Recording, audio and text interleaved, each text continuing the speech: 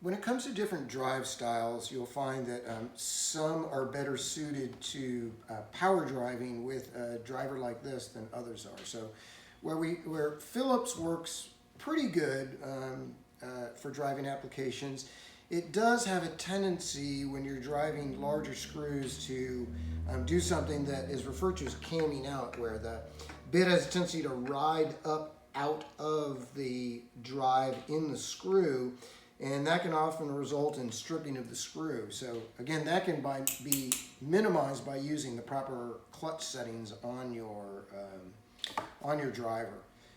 In general, it's not recommended that slotted or straight screws are driven with power drivers like this, because it really has a tendency to slide out. But square drive, on the other hand, has a really a super strong grip on the fasteners and is less prone to camming out or riding up out of the head of the screw.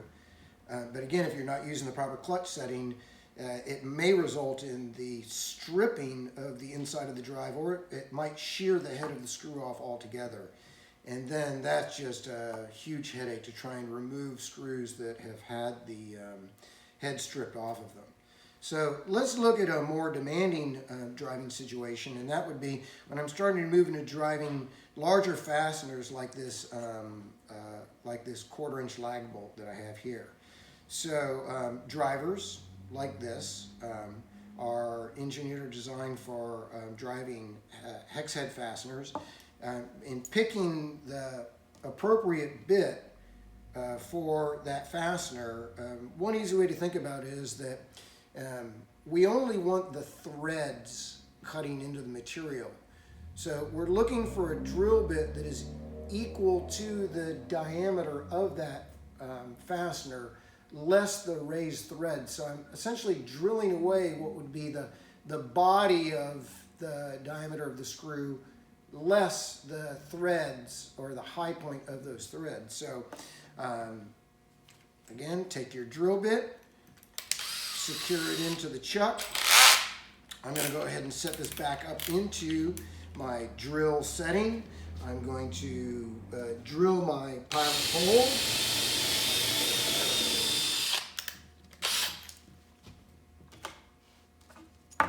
Install my driver.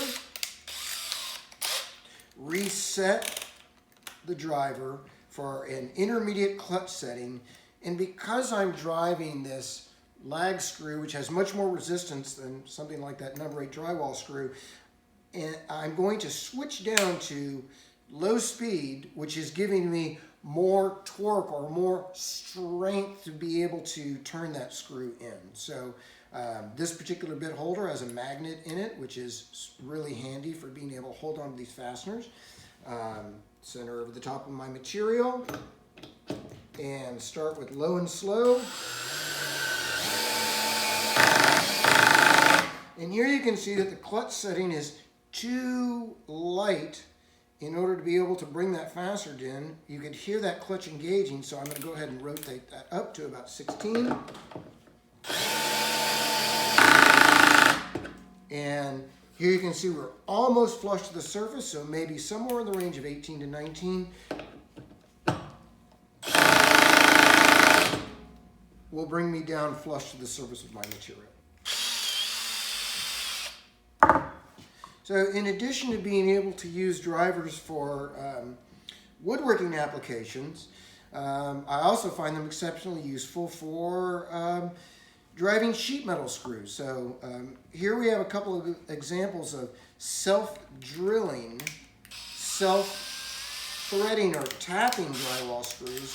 And by that I mean that the drill bit itself, or I'm sorry, the fastener itself actually has a drill bit incorporated into the design of that, and it's out of material that's hard enough that it can actually cut threads into the cross-section of the piece of material that I'm going into.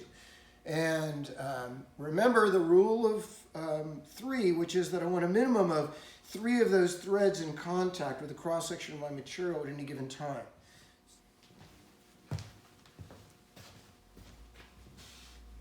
Okay, let's connect the dots between drilling and driving. So for driver's ed today, we're going to talk a little bit about different types of fasteners and how we approach driving those differently. We're going to look at the correspondence between the drill bits and drivers and hardware. So let's start out by looking at the anatomy of screws in general. So this is what's generically referred to as a general purpose screw or a drywall screw, and it has what's called a bugle head. This is a flat head. It has a specific drive style, which is the Star or Phillips drive. It has a numerical designation as a size. This happens to be number 8 by 1.5 inches. So I'm going to, one thing to understand is that in general, when you're driving screws into wood, there has to be a space for that drill bit to be accommodated, because let's just say if I take a glass and I fill it full of water right up to the height of that glass of water, and then I try and drop some ice cubes in, that water is going to have to get displaced and it's going to spill out. And the same is very much true of when we're sinking fasteners into wood, because if there isn't an accommodation for the diameter of that fastener, then the wood has a tendency to split, especially when we're working out towards the end where the fibers are more prone to spread. So I'm going to take this extended length driver point, and I'm going to go ahead and chuck it up in my drill, and I'm going to go ahead and change my setting to one of the variable tension clutch settings on this, and I'm just going to have to take a guess at what's going to be the appropriate level of resistance on this clutch. And because I'm driving a relatively small diameter screw, I'm going to use the high speed setting. So I will make sure that there's a proper correspondence between the driver tip size is a number 2 that I'm using with a number 8 drywall screw. So I will position or secure the screw into the driver. I'll locate it onto my material, and again I'm forming a triangle, typically with the drill located over the top of my shoulder so that I have good downward pressure and good control. I'm going to start off using a slow speed until I establish that path, and then I can sink the screw down. Now you can see that I ended up burying the screw farther than I wanted to, and that's because the setting on the clutch was giving me too much force, and I want to minimize that force. So I'm going to try one more time. So let's back that screw out again, and let's turn that down to about 7 and see what happens. So once again, driving forward, good downward pressure, and here the clutch engages where we want it to, so the screw ends up mounted flush to the surface of our material. So I'm happy with that. If I'm am concerned with cracking or tearing to the fibers of the material, then I could use a conventional twist bit to drill my pilot hole, or again I can take advantage of the range of different options that are available out there for creating pilot holes, to be able to create a pilot hole and a countersink. So I've put in this fixed length number 8 by 3/4. I align it with my position. I drill till it mounts flush. I am now going to swap out back to my driver and mount my screw.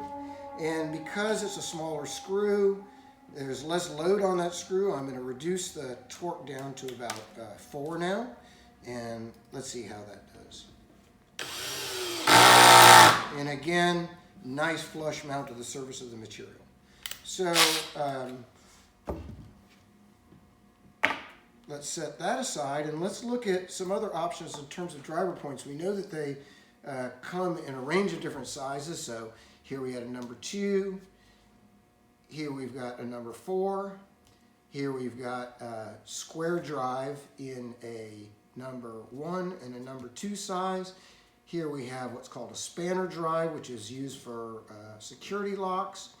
And here we have what we call magnetic bit holders. So this allows us to be able to change out the different types of bits that we're using, and it lets us do that with a magnetic holder that also gives us the ability to hold on to that fastener hand-free. So that magnetic feature is very handy for keeping our bits in place.